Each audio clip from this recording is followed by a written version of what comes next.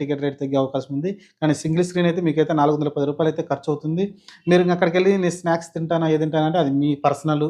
Ticket rate అయితే దాదాపు రూ. 410 అయితే మీకైతే పడుతుంది సింగిల్ స్క్రీన్స్ అయితే.